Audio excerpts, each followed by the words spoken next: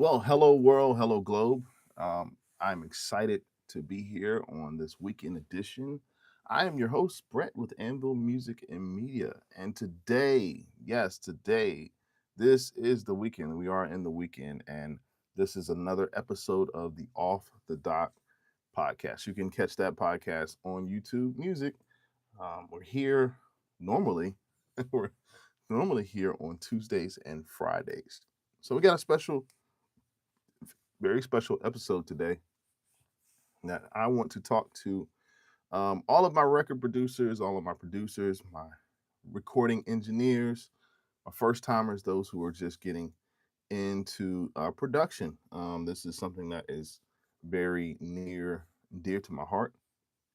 A very important topic that I would like to discuss. Now, normally I'm not here on a Friday on a Saturday, and this is a Saturday edition. But I'm excited anyway. Why not? Let's just jump right into the topic. Most of us who are in recording had to start somewhere, and like you, I started about 10 to 12 years ago in music production.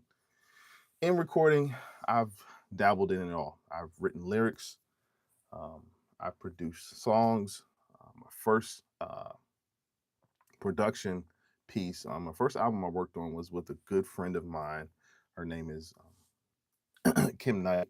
She was gracious to enough to trust in me to deliver her first project, and I remember that so vividly because it was we were both just young and just very impressionable in the game, and like you can imagine working in a studio and me sort of I had to I had to basically produce her tracks. She wrote the lyrics, and we got the song pretty much together. But that was a very vital time because I learned so much. And sometimes when we're first learning our craft, when we're first learning our craft, it's so easy to get distracted and try to follow what is trendy, whether it be in gear and software.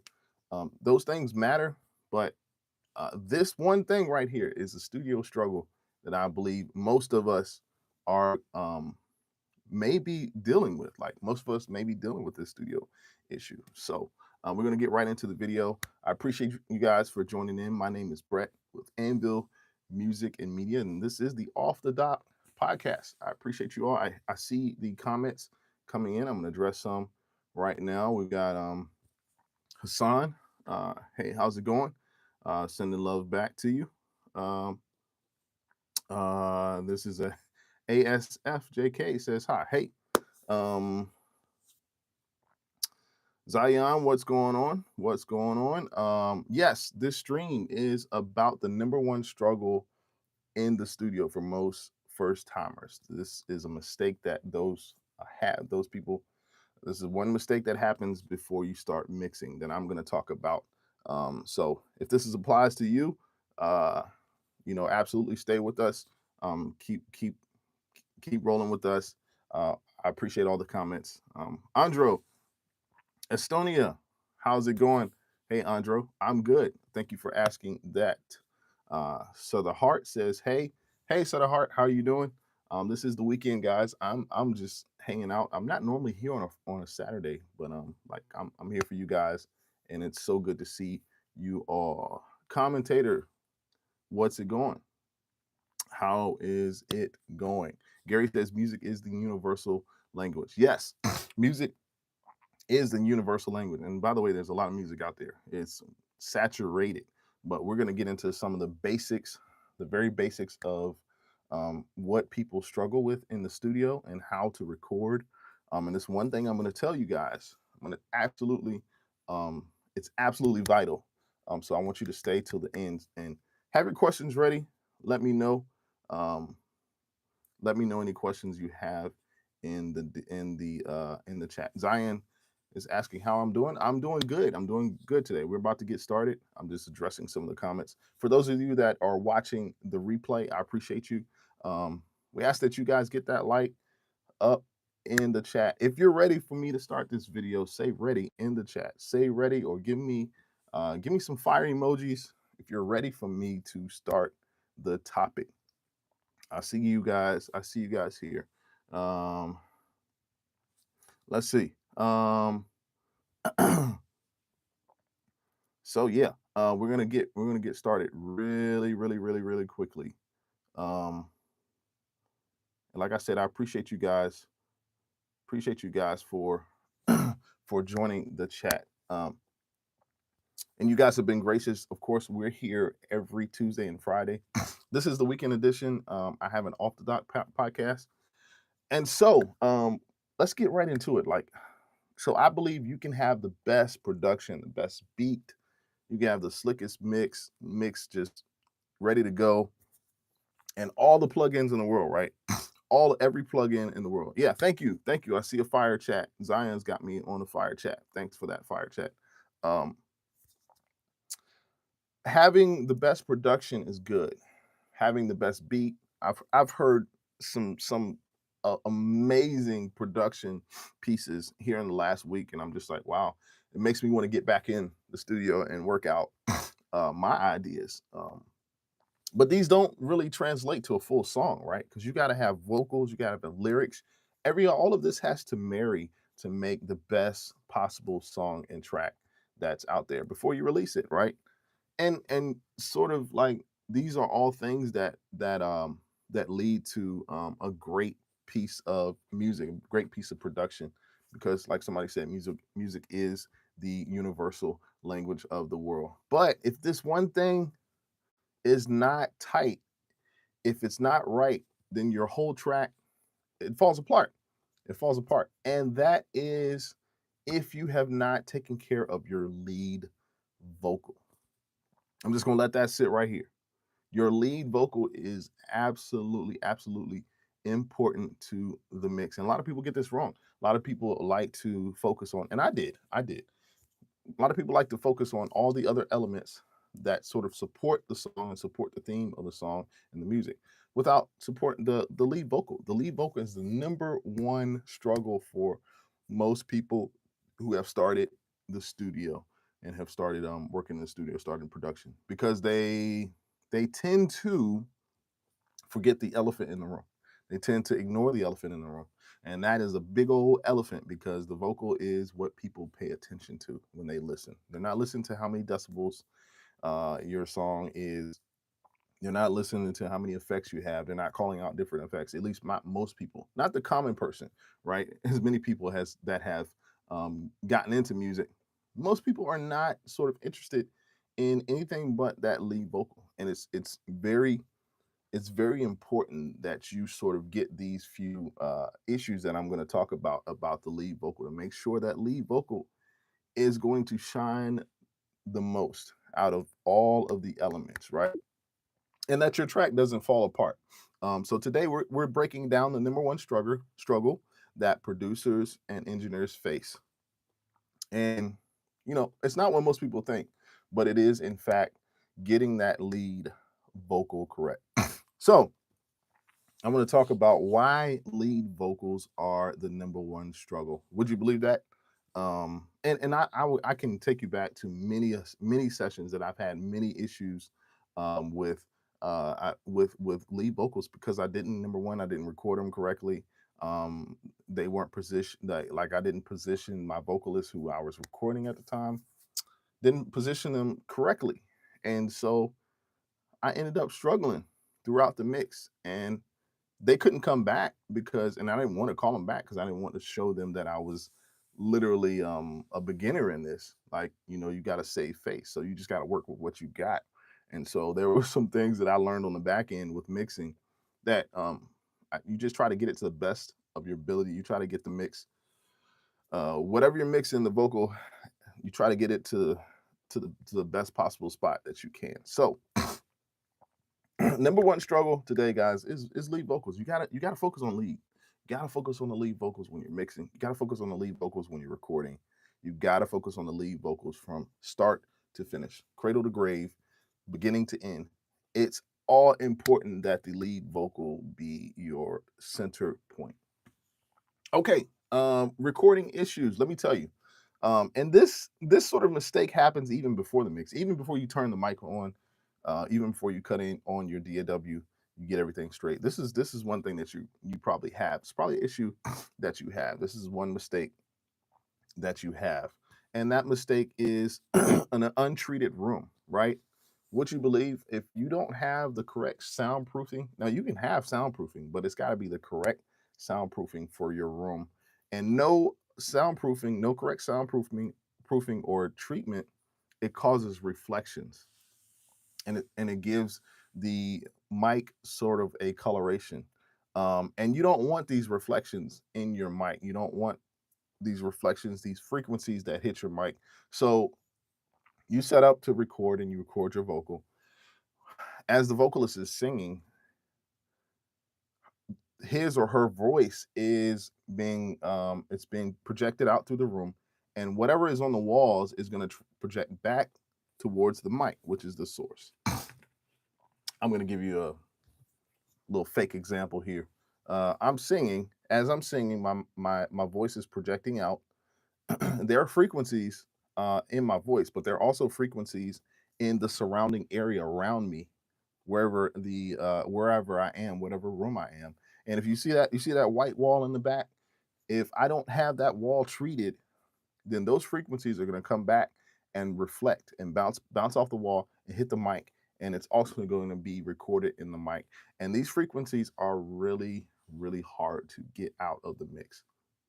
I'm just telling you, they're super, super, super, super hard. So having an untreated room is going to definitely hinder you. And this is the first thing you want to get straight. You want to treat your room even before you start recording. Don't press record. Make sure your room is treated. Make sure you have the correct treatment in your room. In my studio, I've got a couple bass traps here. If you go back here, I've got see that corner piece? That is a vocal booth. It's one half of a vocal booth, and you can see my mic. Right, my mic is up here. It's sitting right in front of the vocal booth. So I'll have the vocalist facing that wall behind them and singing to it. So therefore I'm not getting as much feedback, and for the most part it's pretty dead. We call it dead air. It's like there's no reflections. You want to have some coloration. You don't have it too dead, but you want to just capture the vocal and the vocal only. So um, that's the first recording issue that people have. um, you guys let me know in the chat where you're watching from. Like I said, this is the weekend edition. We're just talking, getting right into the subject at hand. All right, so the next thing, first thing was untreated room. The next thing is your mic placement. Would you believe that mic placement is very vital when you're recording? Mic placement is another piece that you want to get correct before you start even recording. Press record. Um, a lot of us, we want to get to the implementation stage. Like we want to get to the recording, we want to get right to the fun parts, but you kind of sort of have to prepare for this. You have to prepare for your session to make sure your mic placement is correct and your positioning. Um, if the singer is too far off of the mic, like if I'm too far away from the mic, I'm singing too far, it's going to pick up all that space in between my voice and the microphone. And if I have reflection, it's going to pick that up before it will pick up my mic. So I generally like when I record my vocals to, I like my vocals to be about 6 to 8 inches. Um, the vocals, whoever's recording, 6 to 8 inches from the actual mic here. 6 to 8 inches from the mic. That's all about mic placement and mic position. And you also have to make sure that your mic is basically in the same area of your vocals, like parallel to your face, to your mouth, because we're recording vocals. We're not recording anything else. But so yes, Anish, hey, how's it going? Thanks for joining the chat. Guys, remember to subscribe to the channel, like this video if you are getting something out of this. Yes. Hey, how's it going, Anish? Thank you. Where are you watching from? Let me know where you're watching from in the comments. Today, we're talking about the number one struggle for most musicians, producers, studio engineers in the studio. people who are learning this for the first time, we're talking about the studio today. So if you're excited about that, give me a like, give me a fire in the chat, subscribe to the channel, and I'm gonna move on. All right. The number three struggle that people have. This is the third struggle that people have with their lead vocals is there's no pop filter or shock mount. Now, I showed you the pop filter before. I showed you the pop filter. If you look, it's back there. It's actually connected to the mic. It's a little round piece, looks like a frying pan. Somebody said that the other day. I thought that was interesting because frying pan usually with a frying pan, you fry foods, right? And it makes the sizzle sound, like that sizzle sound. So the pop filter is literally it traps certain syllables that you're singing. Uh, Syllables like buh, buh, and puh, puh, or which you can take care of with a de-esser. But you want to catch it at the source. You want to catch it at the source. The vocal is the source. You want to make sure you catch it at the source. So you don't if you don't have a pop filter, you're gonna have some issues with your vocalist because at some point in time in the song they're gonna sing something that really, really, really almost hits the mic so hard that it just it's really a problem. No shock mount on the mic. Now I don't know if you can see the shock mount. Probably can't see it, but it's just below the mic. The shock mount is it's just what it says. It's a shock piece. If the mic gets hit, it sort of stabilizes the mic and prevents it from wobbling or making noise. So pop filter and shock mount are two nece- two necessary uh, items that you must have when you're in a session, when you're in a recording session. Maybe I might record something for you guys to do it live. You can see how I record live, but let's go on to some more recording issues.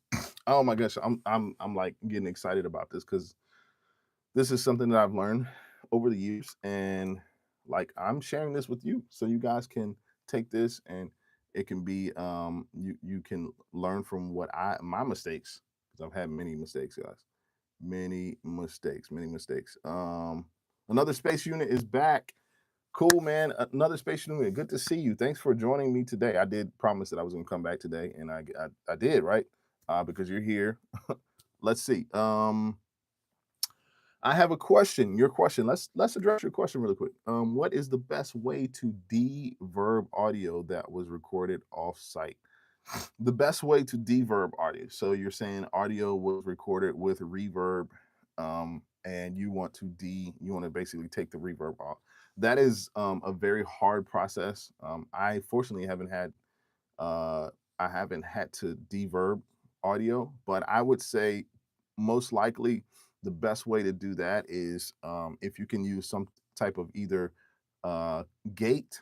So the gate, you put a gate on the vocal, you're only going to get the vocal until it stops, and then the gate will basically it's a effect to where the gate opens up at a certain decibel or a certain dB as the vocal is singing. The gate is open.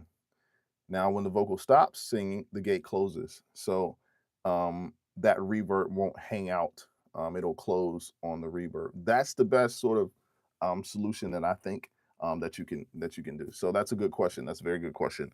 There are probably some programs out there that I know with the invention of AI and these sort of gate algorithms and effect algorithms. I'm sure they've got something out there. Hopefully that helps. Hopefully that helps. MTB Acid says, if I donate, will you play a song that I suggest? Well, you should donate anyway, but yeah, I'd play a song that I'd suggest. I don't know what song you suggest. So another Space Nut says, and this is just, I'm taking a little break. We're going to get back into the video really shortly. I'm just taking a break to address some of the comments and questions.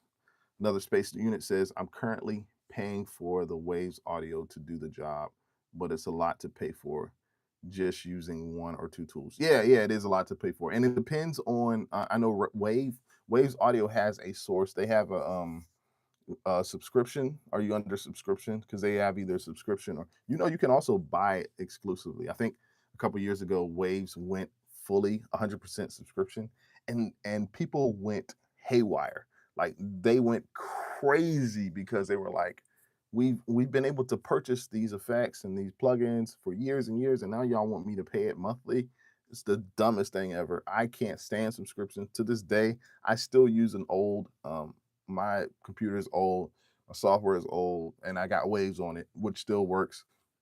And I refuse to upgrade because I know Waves is going to be like, oh, come pay me the subscription to upgrade. And I just refuse to do it. I hate them for that. Honestly, go tell the Wave staff, like, why did you do that? But I think they recently reinstated reinstated the option for you to be able to purchase the Wave software fully out. So I'm curious of which effects do you have? Because if you only have two tools, you should really only be have paid like $60, right? Not even that, maybe 50 bucks, 50 or $60 for those two tools. I'm curious as to which tools you're using. Um, yeah, sure. Space Nut. Yeah, absolutely. You're welcome anytime. Noise gates, you can try it. Let me know how it works. And that's the thing. We're sort of in the business of creating, but we're also in the business of thinking outside the box because we don't know what if we're mixing something, we don't know what number one, what type of vocal we're gonna get. If I have gotten mixes in the past where I've made them re-record their vocals because I just like I refuse to spend the time. It's like, are you going to spend the money on me fixing this, or are you going to go back and do it right the second time, right? Because it's better to do it right the second time than to have me to try to work and all those hours that I put in. Like, can you make this work in the mix? That's the number one problem. Do not try to make things work in the mix because they never work. Not try to make it work in the mix. So let's see. Let's see who else. Space Nut says I purchased a Deverb tool, but it is a 6-month license or subscriptions and didn't do any audio dedicated work since Reason 3. Yeah, okay. I had Reason 3 too. I really love Reason 3. It was a great production software. Like they had like everything was in the box. The only bad thing with Reason was they waited so long to actually allow you to record vocals in the DAW. But Reason 3 was awesome. Like I remember Reason 3. That was back in 2005, 2004, maybe. No. 2007, 8, something like that. Yeah. Oh, so next question. Another Space Nut says, see, for me, it's a remote media. I do video creation from remote site, so I have external factors that I'm working with. Okay, got you. I'd love to hear what sort of factors you got going on. Feel free to another Space Nut. Maybe you're showing your age. No, I'm showing my age because I just told him myself 2005. Woo! That's been a while. It's been a while. Let's get back into some more things. Now, in this video, I'm talking about why lead vocals are a struggle, the number one struggle for most in the studio. The number one reason why they're a struggle is because you fail to realize the fact that it actually is a struggle. You look over that elephant in the room, you pass right by it as it's tearing up things. That elephant is going to stay there. It's going to be there throughout the whole process. And then when you get and start to listen to it on um, your devices of choice, you'll see why it isn't an issue. So you don't want your vocals to sound bad. And I'm sort of trying to help you with some reasons that your vocals will sound terrible if you don't follow these instructions, right? And listen, sometimes it's not the mix, it's the recording, right? Let me say it again. Most cases, it's not the mix, it's actually the recording. In fact, the recording is probably 80% of the issue of what you're dealing with if you're recording your vocals incorrectly. Vocals that are flawed from the jump have no chance once they get through the mixing process and the mastering process. And oh gosh, don't let me talk about the mastering process because don't try to fix it in the mastering. Like if your mix is bad, mastering's not going to do anything to enhance it. It's like you're enhancing a turd. Like how do you do that? We all know turds smell. like like you can't enhance a turd, right? Um, another space nut says that solid advice. A good plan B is to have a solid plan A. Absolutely, absolutely. You got it. Like there's no B. We're not even looking for a plan B. Now, if your plan involves your experience, if it involves your creativity, if it's something that you got to sort of work against, you're against the ropes, you're against the wall. You got to kind of sort of be creative to fix whatever it is.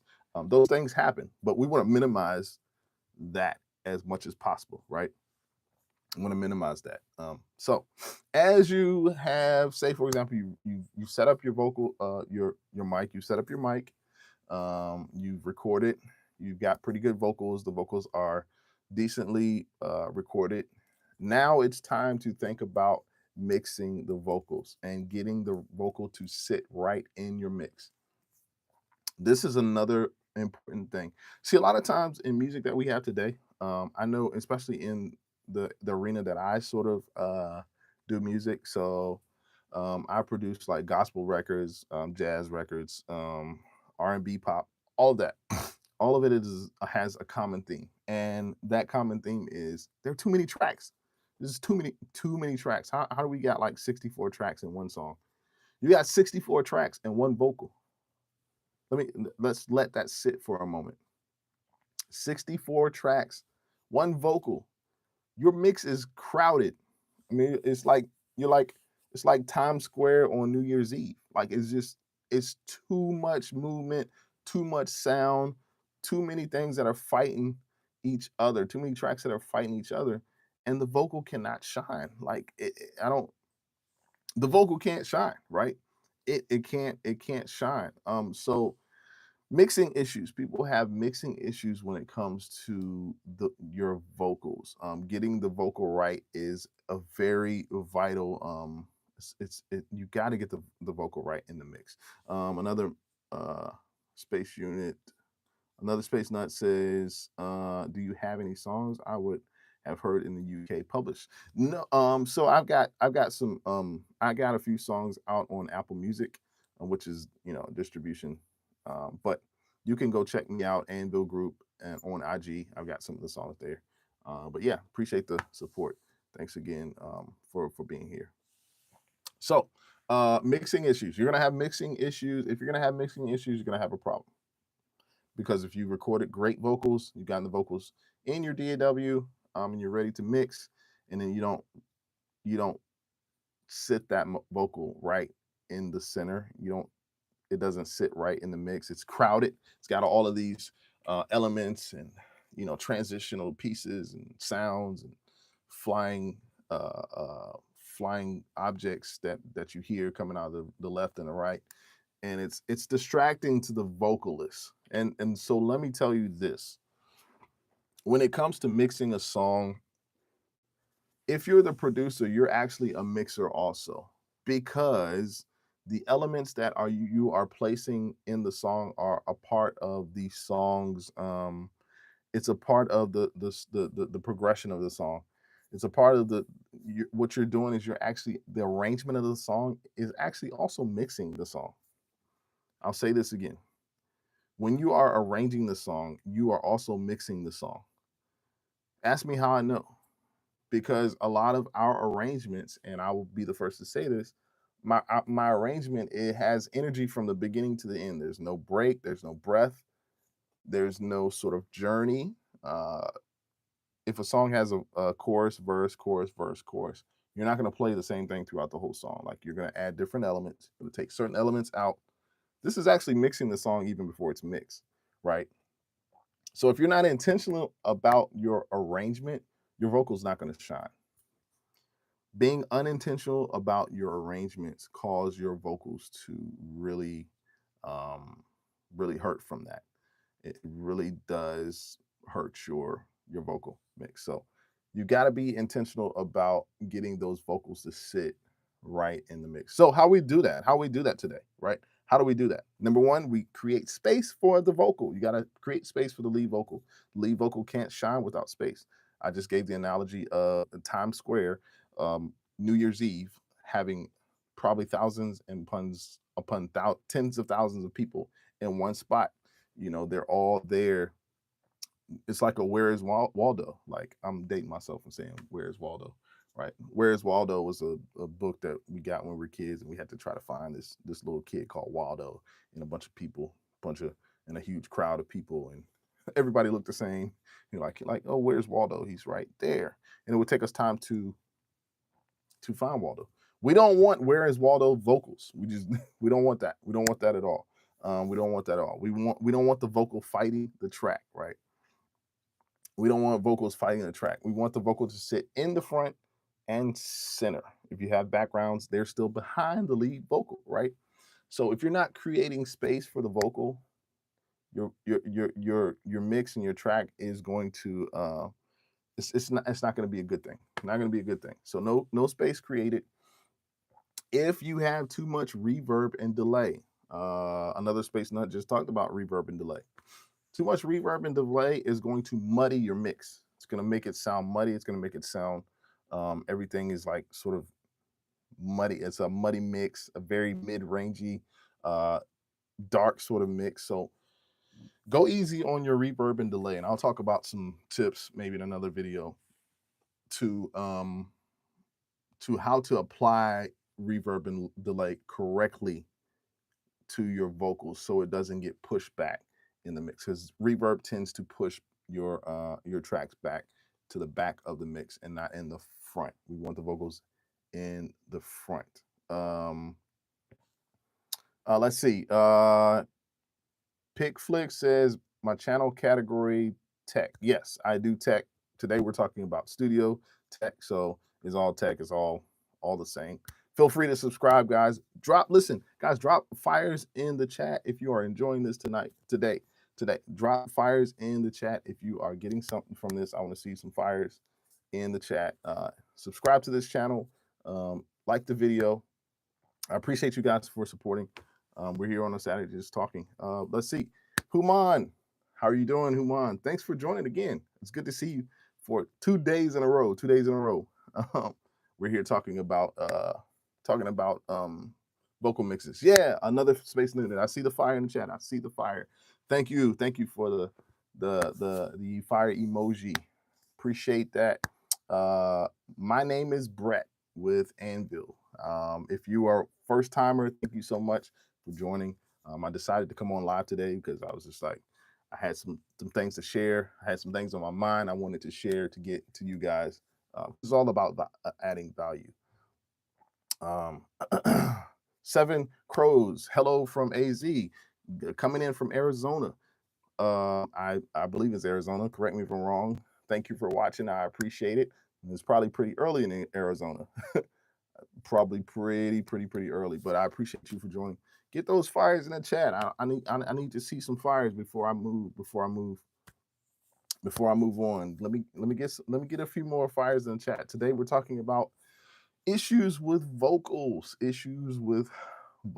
and how to get that vocal to sit right and correctly in the mix. Okay, let's get to some more things that are causing your vocals to, not be good quality vocals. We talked about too much reverb and too much delay and how it pushes your vocals in the back. Also, another thing that will tank your vocals is too much compression, right? Too much compression. Yes, I see the fires in the chat. Mr. Human, thank you for the fire in the chat. Awesome. Pigflick says I want to learn English fluently. Okay. I don't know. What is your native language? I don't know. We can maybe, I really don't know how to answer that. So mixing issues with vocals. One thing is compression problems. Now, compression is a tricky effect. What compression does, basically, it's a plug-in, an effect that you put on a track or a vocal or instrument, and what it does is it takes it's like an algorithm basically, but it takes a snapshot, or it takes it like takes a snapshot of the wave file and of the actual audio, and the silent parts, it makes the silent parts louder, and the louder parts it makes softer. So depending on the threshold of your compression, it'll either like shrink it down to here, or depending on how you set your compressor to sort of shave off the top end and the bottom end. The top end would be the how loud the vocal is. The bottom end would be how soft the vocal is. So that's a compressor. If you use a compressor and you overuse it, it'll squash your vocals, and your vocals won't sound like they have any life. As we talk, as we sing, human beings, like, our vocals are dynamic. We're dynamic in the way we sort of enunciate. If we get excited, we're like, we get louder. If we're trying to prove a point or get our point across, we may slow up. We may get sound more lower with our volume. That's the human voice. Well, nobody wants to hear a vocal that sounds like a robot. At least, I don't. Not, not me. I know there are a lot of vocoders and vocal effects out there that cause vocals to be, what it is. But let's see. So compression, having too much compression will squash your vocals. That's a problem because your vocal is supposed to be dynamic. You want to have consistency. Right? Your vocals should sit on top of your mix, not behind, not beside, but on top. It should lead the track to where you're going, because people ears are tuned to the vocals. The music sort of helps give you a foundation, but the vocals are where it's at. All right. Pick Flick says India. Thanks for the love from India. Um, yeah, I appreciate you. Sending you back love from where I am. I'm in the eastern part of the U.S., but sending India love. Thank you guys so much. Cammy, how are you today? Thanks for joining the chat. Thank you guys. Guys, if you get a chance, like the video, get those likes up. I haven't seen any more fire chats and emoji. You guys got to let me know how I'm doing. Let me know with the fire emoji, please, in the chat. Um, yes, Hunan, thank you for the fire chat. This is U.S. state. I am in Virginia. Virginia. You guys saying is the volume too low? Guys, can you hear me? Space Nut, give me fire chats. Thank you. Thank you for the fires. Thank you for the fire emojis. Can you guys hear me? Can you guys hear me? I have my. I'll make sure you guys can hear. Let me know if you can hear me today before I get going to the next subject. Today we're talking about vocals. Okay, so you can't hear me. Awesome. Today we're talking about the number one struggle that most musicians, mixers, producers, record producers, they have with their mix and with their song. It is the vocal. All right, let's go into a few more things I'm going to address. I'm going to talk about a few more things. Here's another struggle that you have with your mixes is the lack of intentionality in the mix, right? If you're not mixing with the song's emotion in mind, you may as well just cut everything off and try again tomorrow. Because mixing without emotion is like an ocean without water. It's just dry. It's nothing there. There's no life. There's no species. There's no organization. There's no organisms. There's nothing. Nothing is flourishing. Nothing is moving. We all know water likes to flow. It likes to move. Emotions are the same way. We don't know which way they're coming. Emotions are like the wind. We want a song with emotion. We basically want a song that has emotion, but it's also it also gives you structure. So like sort of like structured emotion, right? Structured emotion. Um, so you gotta make sure that your song is delivering emotion. And emotion comes from your arrangement. Emotion comes from your lead vocal. Emotion comes from your mixing. It should be like building blocks. Building blocks. Let's see. Pickflick says the volume is low. Yeah, I don't know. I think I feel like everybody else can hear me just fine. I'll adjust it for you. I don't think it's a issue for anybody else, but let me just pull it up some more. All right, we'll try there. and continue to go forward. So you gotta mix, you got to mix your track with emotion. Gotta have emotion in your track. Um, if you are not intentional about your emotion, if you're not intentional about using your presets wisely, a lot of us just like to throw plugins on the mix and just hope for the best. We're like, I don't even know what this plugin does. Let me throw it on the track. Let me throw it on the channel. And that is an amateur way about mixing. I did it. We all did it. Sometimes you have to. I would suggest, instead of instead of experimenting on a mix that you're working on, take another mix or take the same mix, save it as something else, save it as like a test, or you're having fun with it. And play with those plugins so you can figure out what they do to the track before you actually just insert it. Because I used to do that all the time. I would insert so many different plugins on my vocals, on my instruments, and the plugins just drowned out the the track that it's on, that you put them on. They drowned out the track.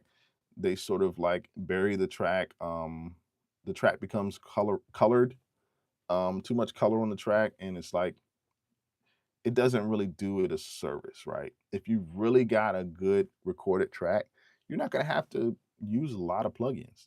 That is a tip for you guys out there. Um, so Pickflick says, "What's my actual occupation?" Yeah, so I'm in content creation. I'm also a project manager. That's what I do. Uh, I invest, I trade, I do a bunch of things, guys. So, but today we're talking about vocal mix. So I'm going to keep it on subject. Keep it on subject today. Here's another thing: lack of intentionality in the mix can be also ignoring the importance of automation. Now, automation is another factor when it comes into your arrangement of the song. You're arranging a song, you want to make sure that you're using your automation correctly. Now, automation is simply that. It's simply automating your vocals, whether if you're automating them with the volume. Volume automation is basically riding the faders. So there's an automation effect that you can use to ride the faders if you want the vocal to be a certain volume, and then you bring it back down. So it's like riding the wave. So automation is literally that. You can also automate your effects. You can automate your panning. Panning automation is cool because you go from left to right and it's automated. And it's like you get to record that in the session and you automate that pan.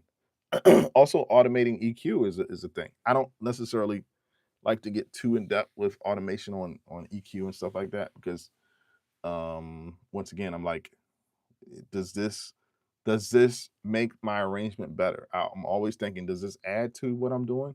If it don't add anything, it definitely ain't it definitely ain't adding, and it's probably most likely taking away from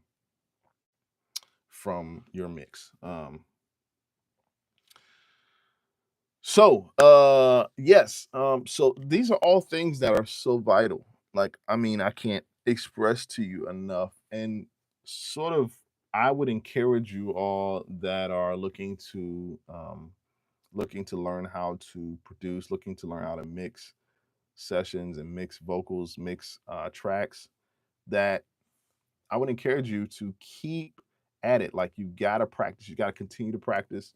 You've got to keep at mixing. You've got to keep at recording because it only comes through experience.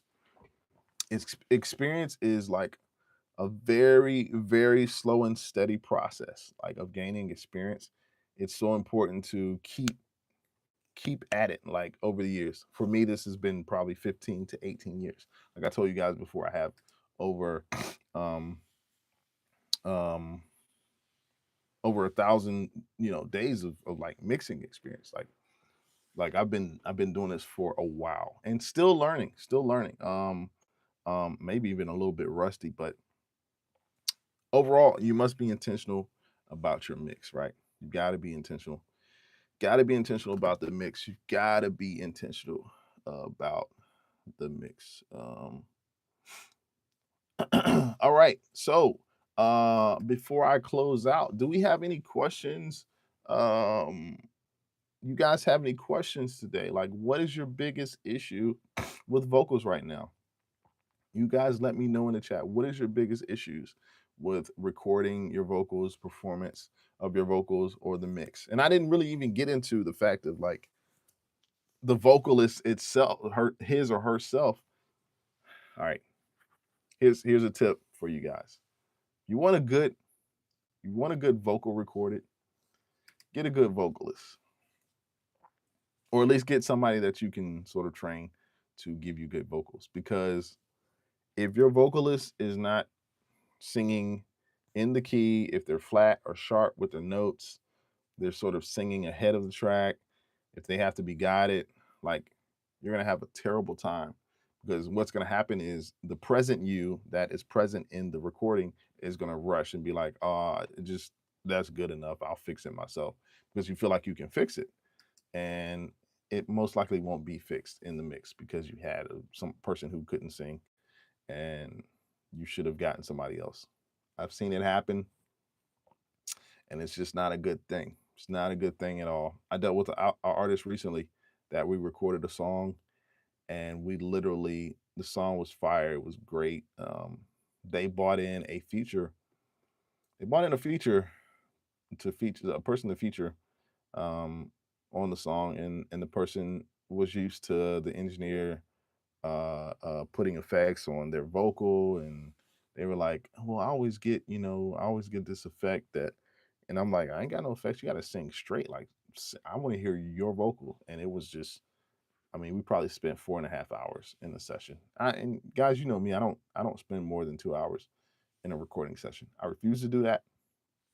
I refuse to.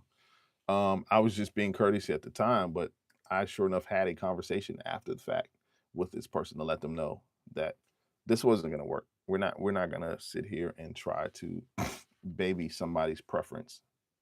You come here to sing, you got to sing. You say you can sing, you got to sing, you got to deliver, because I'm delivering my time, I'm delivering my effort, my creativity.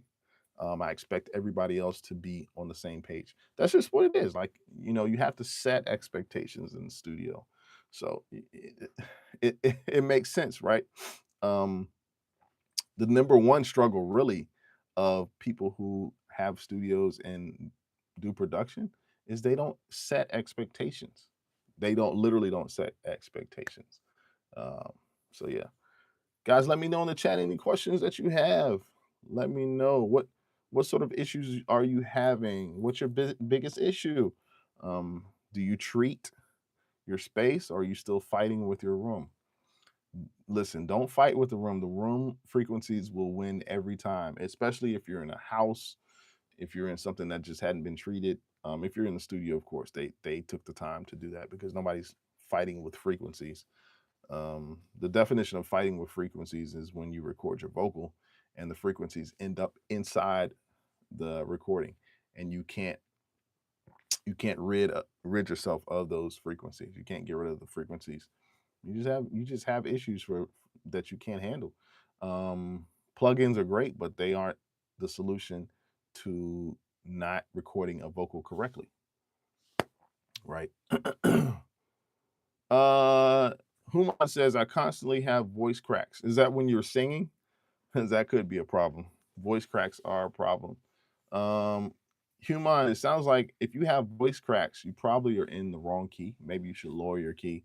Maybe you're singing in a register that is too high.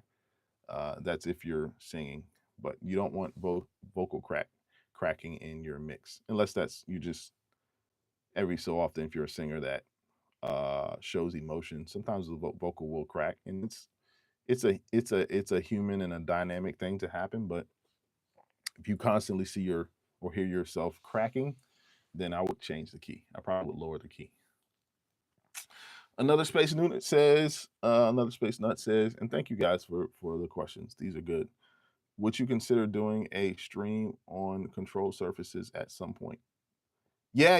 I would absolutely consider doing a stream on control surface. So give me what do you mean by control surfaces? I want to make sure I'm getting that right. Control surfaces. I'm not following layout. Explain that a little bit more. Another space unit. Explain that a little bit more. Joe Matt's in the chat. Joe, what's up, man? Joe, I see you working out there. I see you. I see you, man. I'm so proud of what you're doing, bro. You keep doing it, man. Keep being consistent. And today we're talking about I don't know how long you've been here, but I'm sort of giving some pointers on how to record vocals correctly, how to make sure that they sit in front of the mix. Some of these things you already are working on. I definitely want to get with you. I got some more ideas for you, man. But thank you, guys. Thank you for uh joining the chat. Yo, you guys give me some fire emojis in the chat if you're enjoying today's session. I want to see some fire emojis. Put those fire emojis in the chat. Let me know that you're enjoying it. Because if you're not, then I'm just gonna get off. We're not gonna talk much anymore. Yeah, I see the fire emojis. Thank you, another space nut. Another space nut. Akai, how are you? What's going on? How's it going? Another space nut says IO devices. Oh yeah. Control. Okay, IO. Yeah, I don't mind. I don't mind going over IO devices. Yeah, absolutely. We can maybe do that next week sometime. I'd love to. Love to do that. Let's see, what other comments do we have? Um, yeah, we can talk about audio interfaces. I've had several audio interfaces. One audio interface is, for example, I've had a Personas. I used that for a while. I've had a Scarlett. Now, currently, I use the Element. You guys want to get a view of the Element? I use the Element 88. There it is. It's the Element 88. It's a 8-channel. It's an 8-channel control service. So that's what I use for my vocals. Solid. It's a solid piece. Solid piece, man. Highly recommend. Element is made from by Apogee, Apache or Apogee. Hopefully, I'm saying that correctly. Let me get this thing back on the phone. Let's see. Other comments. Give me the questions, guys. Give me your questions. Tools on the desk to help make workflow. Oh, I like that one. I like that. Tools on the desk to help make workflow. I'm actually gonna write that down. Yes, I've got some tools that I can sort of give you guys to help make your workflow. So the number one thing with workflow is like you got to be clean. Your workspace has to be clean because you can't really think or create in clutter. That's what I've learned. Not just your physical desk, not just the physical desk, but also also your desktop, right? Your desktop has to be clean. Like you got to get rid of the clutter. I mean, clutter hinders all types of creativity.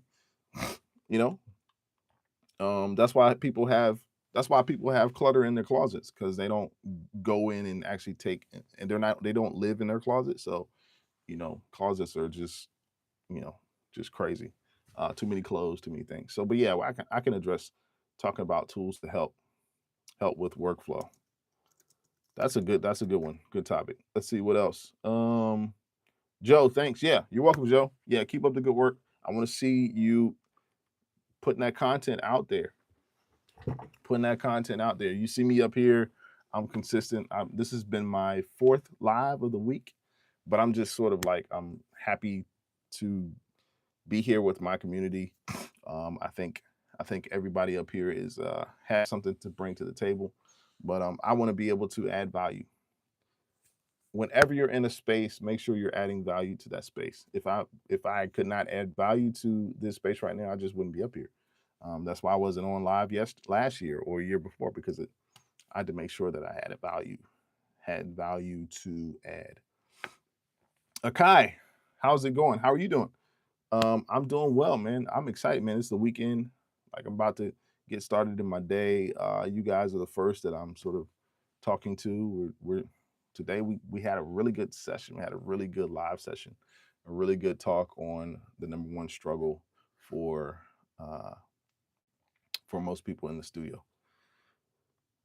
Pickflick says, "Oh, I saw your room is very high. Texting, you look rich."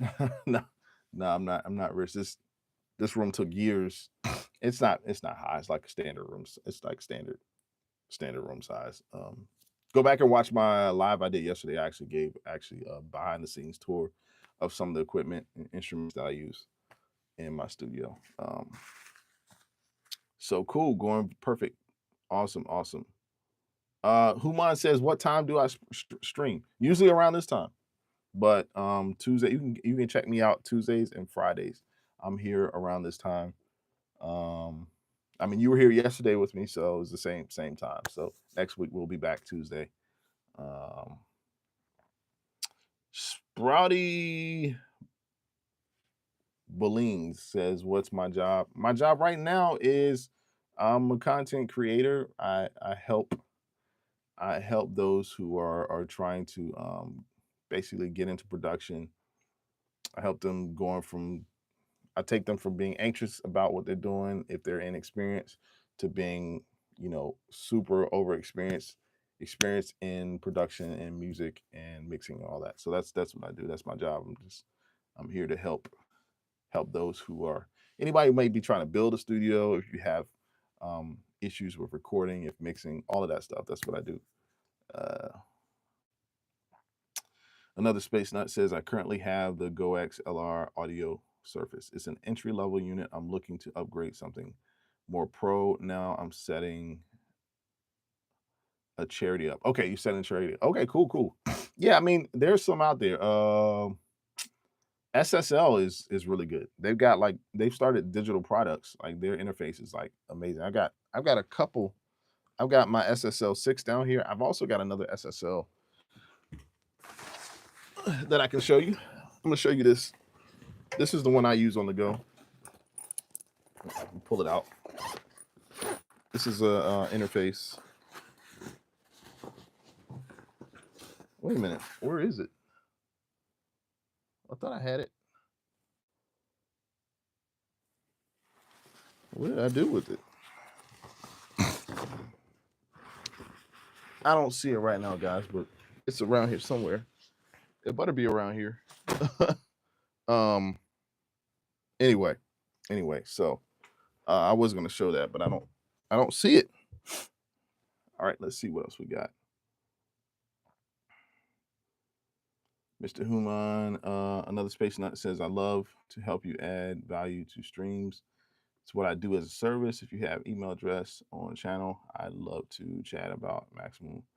Yeah, I mean, yeah, we can talk. I mean, we can talk. We can definitely talk. My email is anvil, ANVILL, at I'm sorry, let me start over. It's anvil, ANVILL, music media at gmail.com. That's my email. So feel free to reach out. Sprouty Bloom says, "I'm a musician." Yeah, I'm a musician. I write. I teach lessons, teach piano lessons. I also I vocal train, do all that good stuff. Another Space Nut, "Not looking to charge you. I'm tapping in the email now. I found out on the chat." Okay. Yeah. Just shoot me an email. Shoot me an email, guys. Any other questions you guys have? I appreciate you guys for joining today. Today was meant not to be very long winded, but I'm glad I was able to sort of address and get some of my questions in. Any other ones? Any of the other questions that we have today? And thank you guys again, like I said, Art, for joining. Thank you guys for being a part of the channel. This has been sort of a great experience for me. This has been rewarding. It's been exciting, and I'm sort of happy to be a part, happy to lock in with you guys, and hopefully you guys can say the same. Yeah, that's where we are.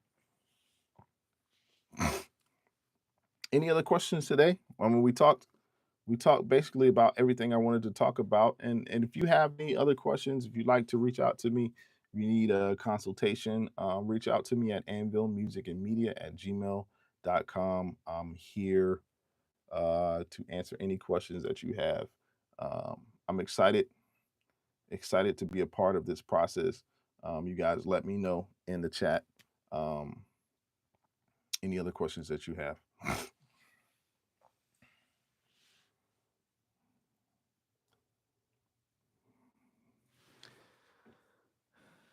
Yeah, guys, that's I don't know, that's kind of bothered me. I thought I had my interface I wanted to show you guys. Another space note says, I appreciate you, Anvil. Keep an eye out for my email. I love to help out with some of the content. Oh yeah. Thank you. Thank you. We'll see what happens. Let's see what happens. Yeah, I'll respond to you sometime this weekend if I get a chance. When I get a chance, we can make it happen. Yep. Human, thank you for the fire. Thank you for the fire chats. You guys are awesome. You guys are awesome. All right, guys, you have a great day. I will see you all soon, and y'all enjoy your weekend. Those of you that have holidays, um, we'll see you next week, next Tuesday, same time, and we'll be back Tuesday and Friday. Look forward to seeing you.